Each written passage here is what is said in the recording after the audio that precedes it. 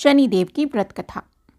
एक बार की बात है, सभी नवग्रहों सूर्य, चंद्र, मंगल, बुध, बृहस्पति, शुक्र, शनि, राहु और केतु में विवाद छिड़ गया कि इनमें सबसे बड़ा कौन है। सभी आपस में लड़ने लगे और कोई निर्णय न होने पर देवराज इंद्र के पास निर्णय कराने के लिए पहुंचे। इंद्रदेव घबरा गए। उन्होंने निर्णय करने से अपनी असमर्थता जताई, परंतु उन्होंने कहा कि इस समय पृथ्वी पर राजा विक्रमादित्य है, जो कि अति न्यायप्रिय है। वे ही इसका निर्णय कर सकते हैं। सभी ग्रह एक साथ राजा विक्रमादित्य के पास पहुंच गए और अपना विवाद उन्हें बता दिया, साथ ही निर्णय करने के लिए भी कहा। राजा विक्रमादित्य इस समस्या से चिंतित थे, क्योंकि वे जानते थे कि जिस किसी को भी छोटा बताया वही क्रोधित हो उठेगा। तब राजा को एक उपाय सूझा। उन्होंने स्वर्ण, रजत, कांस्य, पीतल, शीशा, रागा, जस्ता, अभ्रक और लोह के 9 सिंहासन बनवाए और उन्हें इसी क्रम में रख दिया। फिर उन सबसे निवेदन किया कि आप सभी अपने अपने सिंहासन पर स्थान ग्रहण करें। जो भी अंतिम सिंहासन पर बैठेगा वही सबसे छोटा होगा।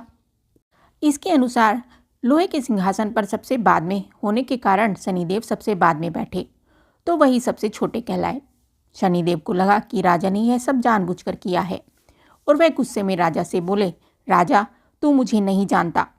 सूर्य एक राशि में 1 महीना, चंद्रमा 2.25 महीना, 2 दिन, मंगल 1.5 महीना, बृहस्पति 13 महीने व बुध और शुक्र 1-1 महीने विचरण करते हैं, लेकिन मैं 2.5 से 7.5 साल तक रहता हूँ।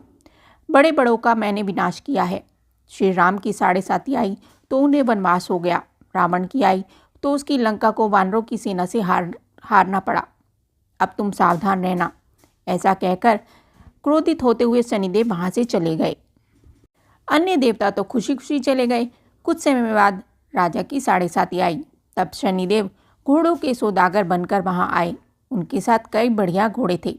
राजा ने यह समाचार सुन अपने अश्वपाल को अच्छे घोड़े खरीदने की आज्ञा दी। उसने कई अच्छे घोड़े खरीदे और एक सर्वोत्तम घोड़े को राजा की सवारी हेतु दे दिया। राजा जो ही उस पर बैठा, वह घोड़ा सरपट वन की ओर भागा। भीषण वन में पहुंच वह अंतर्ध्यान हो गया। अब राजा भूखा प्यासा भटकता रहा। तब एक ग्वाले ने उसे अब पानी पिला दिया। राजा ने प्रसन्न होकर उसे अपनी अंगूठी दी। वह अंगूठी देकर राजा नगर को चल दिया और वहां अपना नाम उज्जैन निवासी वीका बताया।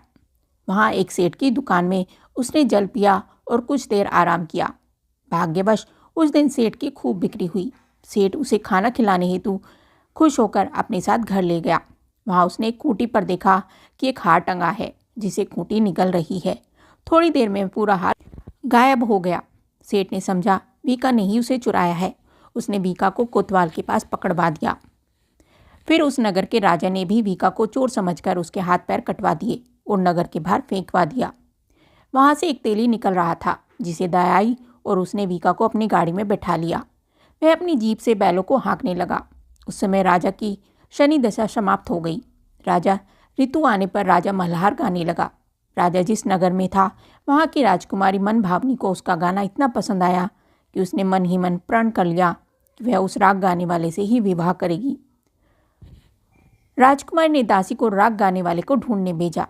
दासी ने बताया कि वह एक चौरंगिया है, परंतु राजकुमारी ना मानी। अगले ही दिन से उठते ही वह अनशन पर बैठ गई कि विवाह करेगी तो उसी से करेगी।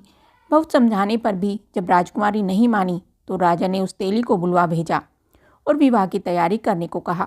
फिर उसका विवाह राजकुमारी से हो गया। तब एक दिन सोते हुए सपने में शनिदेव ने राजा से कहा, राजन, तुमने मुझे छोटा बताकर कितना दुख झेला है। तब राजा ने उनसे क्षमा मांगी और प्रार्थना करते हुए कहा कि हे शनिदेव, जैसा दुख मुझे दिया है किसी और को न दे। शनिदेव मान गए और कहा कि जो मेरी कथा और व्रत करेगा उसे मेरी दशा में कोई दुख नहीं होगा। जो भी व्यक्ति रोज मेरा ध्यान करेगा और चींटियों को आटा डालेगा, उसकी सभी मनोकामनाएं पूर्ण होंगी। और शनिदेव ने राजा को हाथ पैर वापस कर दिए। सुबह जब राजकुमारी की आंख खुली तो वह आश्चर्यचकित हो गई। वीका ने उसे बताया कि वह उज्जैन का राजा विक्रमादित्य है। सभी अत्यंत खुश हुए। सेठ ने जब सुना तो वह राजा के पैरों पर गिरकर क्षमा मांगने लगा।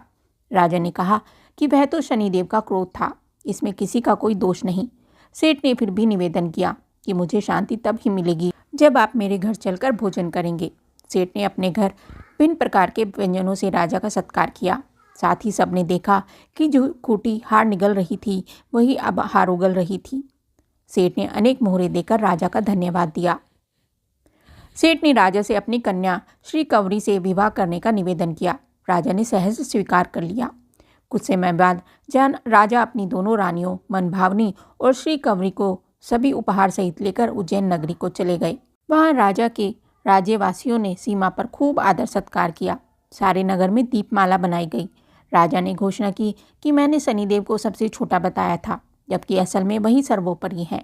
तब से सारे राज्य में शनिदेव की पूजा और कथा नियमित होने लगी। सारी प्रजा खुशी और आनंद के साथ जीवन बिताने लगी। जो भी कोई शनिदेव की इस कथा को सुनता या पढ़ता है उसके सारे दुख दूर हो जाते हैं।